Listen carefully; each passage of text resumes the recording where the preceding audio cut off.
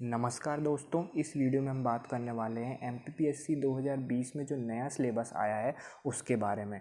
तो सबसे पहले मैं आपको बता देता हूँ कि एग्ज़ाम कौन कौन दे सकता है। तो अगर आपकी 21 ईयर एज कंप्लीट हो चुकी है तो भी आप इस एग्ज़ाम को दे सकते हो, और अगर आप अंडर ग्रेजुएशन कर रहे हो और आपका लास्ट ईयर चल रहा है तो भी आप इस एग्ज़ाम के लिए एलिजिबल हो।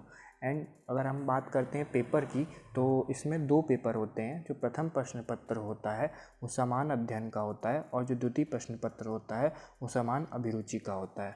और प्रत्येक प्रश्न पत्र के लिए 2 घंटे दिए जाते हैं, और प्रत्येक प्रश्न पत्र में 100 क्वेश्चन होते हैं जो कि 2 मार्क्स के ईच होते हैं। तो आपके ऐसे टोटल 200 मार्क्स का एक पेपर हो जाता है। और जो बात करें हम सेकंड प्रश्न पत्र की, जिसमें समान अभिरुचि पूछी जाती है, उसमें आपको सिर्फ 40 मार्क्स लाने होते हैं, क्वालिफाइंग होता है।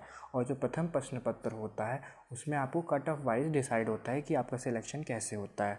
कट ऑफ डिसाइड किया जाता है, जैसे पिछली बार अभी 2018 में 69 कट ऑफ गया था, एंड 2019 में अभी 73 कट ऑफ गया है।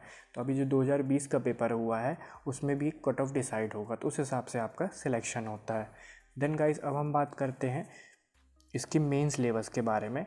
और मैं आपको एक और चीज़ बता देता हूँ, जो इसमें कोई माइनस मार्किंग नहीं होती है। इसमें आप 100 के 100 क्वेश्चन अटैम्प्ट कर सकते हो, इसमें कोई भी माइनस मार्किंग नहीं है। तो चलिए अब हम बात करते हैं सिलेबस के बारे में। तो राज्य सेवा प्रारंभिक परीक्षा सबसे पहला, इसमें टोटल 10 यूनिट हैं, जिसमें से पहली यूनिट की हम बात कर रहे हैं। तो पहली यूनिट की हम बात करते हैं, इसमें क्या लिखा है, मध्य प्रदेश का इतिहास, संस्कृति एवं साहित्य। इससे क्वेश्चन पूछे जाते हैं। तो इसमें पहला पेपर है मध्य प्रदेश के इतिहास की महत्वपूर्ण घटनाएं, प्रमुख राजवंश।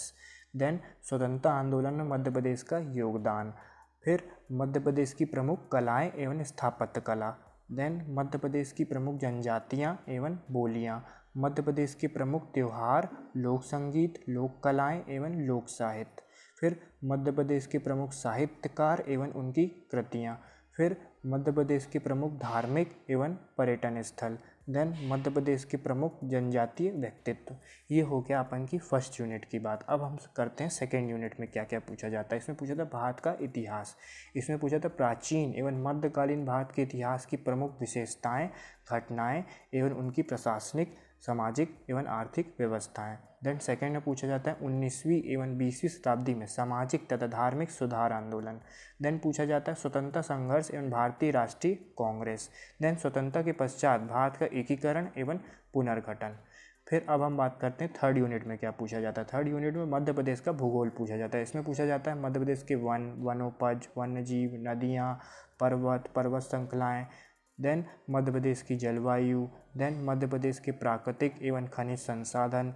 मध्य प्रदेश में परिवहन। मध्य प्रदेश की प्रमुख सिंचाई एवं विद्युत परियोजनाएं। मध्य प्रदेश में कृषि, पशुपालन एवं कृषि आधारित उद्योग। ये सब इसमें पूछे जाते हैं। देन हम बात करते हैं फोर्थ यूनिट की। फोर्थ यूनिट में पूछा जाता है भारत एवं विश्व का भूगोल। इसमें पूछा जाता है बौद्धिक भूगोल, बौद्धिक विशेषताएं एवं प्राकृतिक प्रदेश, प्राकृतिक संसाधन जैसे वन, खनिज संपदा, जल, कृषि, वन्यजीव, राष्ट्रीय उद्यान, अभ्यारण्य, सफारी। देन पूछा जाता है सामाजिक भूगोल। सामाजिक भूगोल में पूछा जाता है जनसंख्या संबंधी, जनांकीय, जनसंख्या वृद्धि, आयु, लिंग अनुपात, साक्षरता एवं आर्थिक गतिविधियाँ। देन पूछा जाता है आर्थिक भूगोल। आर्थिक भूगोल में पूछा जाता है प्राकृतिक एवं मानवीय संसाधन जैसे उद्योग, यातायात के साधन। देन पूछा जाता है विश्व के महाद्वीप, जैसे महाद्वीपीय देश हो गए, महासागर हो गए, नदियाँ हो गई, पर्वत हो गए। देन आ जाता है आपके विश्व के प्रमुख संसाधन। देन आपसे पूछा था परंपरागत एवं गैर परंपरागत ऊर्जा स्रोत। अब हम बात कर लेते हैं फिफ्थ पेपर की। फिफ्थ पेपर में पूछा था राज्य की संवैधानिक व्यवस्था। इसमें पूछा जाता है मध्य प्रदेश की संवैधानिक व्यवस्था जैसे राज्यपाल, मंत्रिमंडल, विधानसभा, उच्च न्यायालय। देन पूछा जाता है मध्य प्रदेश में त्रिस्तरीय पंचायती राज एवं नगरीय प्रशासन। अब हम बात करते हैं बा सेक्शन के इसके। तो इसमें पूछा जाता है राज्य की अर्थव्यवस्था, मध्य प्रदेश की जनांकी एवं जनगणना, मध्य प्रदेश के आर्थिक विकास, मध्य प्रदेश के प्रमुख उद्योग, मध्य प्रदेश की जनजातियाँ, अनुसूचित जातियाँ एवं जनजातियाँ तथा राज्य की प्रमुख कल्याणकारी योजनाएं। अब हम बात करते हैं सिक्स्थ यूनिट की। सिक्स्थ यूनिट में पूछा जाता है भारत का संविधान, शासन प्रणाली एवं अर्थव्यवस्था। इसमें पूछा जाता है भारतीय शासन अधिनियम 1919 और 1935। फिर संविधान सभा, फिर संविधान सभा के बाद पूछा जाता है संघीय कार्यपालिका, राष्ट्रपति एवं संसद। देन पूछा जाता है नागरिकों के मौलिक अधिकार, कर्तव्य एवं राज्य के नीति निर्देशक तत्व। देन पूछा जाता है संवैधानिक संशोधन। देन पूछा जाता है सर्वोच्च न्यायालय एवं न्यायिक व्यवस्था। देन पूछा जाता है भारतीय अर्थव्यवस्था, औद्योगिक विकास और विदेशी व्यापार, आयात एवं निर्यात। देन पूछा जाता है वित्तीय संस्थाएं, जैसे रिजर्व बैंक, राष्ट्रीयकृत बैंक, सेबी, एनएसई, गैर बैंकिंग वित्तीय संस्थाएं, ये सब हो गया।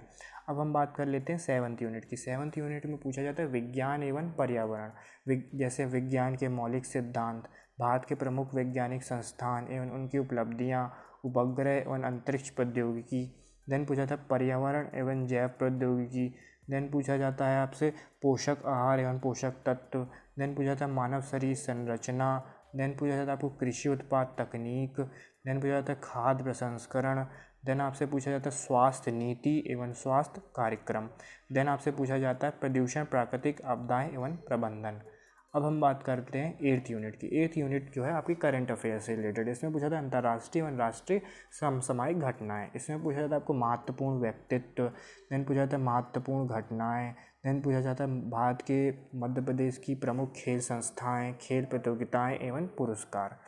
अब आपसे पूछा था 9th यूनिट। 9th यूनिट जो है वो सूचना एवं संचार प्रौद्योगिकी से संबंधित है। इसमें पूछा था आपको इलेक्ट्रॉनिकी, सूचना,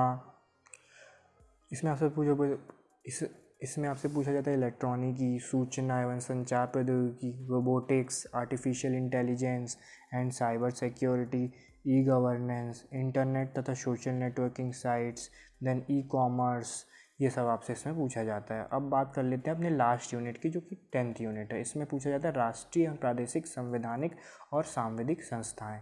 इसमें पूछा था आपको भारत निर्वाचन आयोग, राज्य निर्वाचन आयोग, संघ लोक सेवा आयोग, मध्य प्रदेश लोक सेवा आयोग, नियंत्रक एवं महालेखक परीक्षक, नीति आयोग, मानव अधिकार आयोग, महिला आयोग, देन बाल संरक्षण आयोग, देन अनुसूचित जाति एवं अनुसूचित जनजाति आयोग, पिछड़ा वर्ग आयोग, सूचना आयोग, सतर्कता आयोग, राष्ट्रीय हरित अधिकरण और खाद्य संरक्षण एवं आयोग इत्यादि।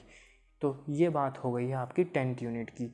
तो आपने देख लिया है गाइस कि 1st से 10th यूनिट तक आपको MPPSC में जो MP के सब्जेक्ट हैं वो 3 मिल जाते हैं। जैसे आपको मिल जाता है मध्य प्रदेश का इतिहास, देन आपको मिल जाता है मध्य प्रदेश का भूगोल, फिर आपको मिल जाता है राज्य का संवैधानिक व्यवस्था और अर्थव्यवस्था। तो मध्य प्रदेश जो है सबसे ज़्यादा फोकस करता है MPPSC, तो आपको इस पर विशेष कर ध्यान रखना है।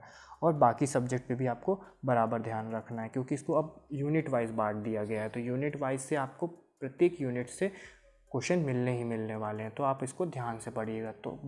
तो गाइस ये बात हो गई आपके प्रीलिम्स की सिलेबस की। और अगर आपको इसकी PDF चाहिए है तो आप डिस्क्रिप्शन बॉक्स में जाकर इसको डाउनलोड कर सकते हो। और गाइस अगर आप मेंस का सिलेबस भी जानना चाहते हो तो आप कमेंट बॉक्स में टाइप कर सकते हो, उसकी भी मैं एक वीडियो आपको बना के दे दूंगा, जिससे आपको कोई प्रॉब्लम ना हो। तो चलिए मिलते हैं अब नेक्स्ट वीडियो में, तब तक के लिए बाय बाय।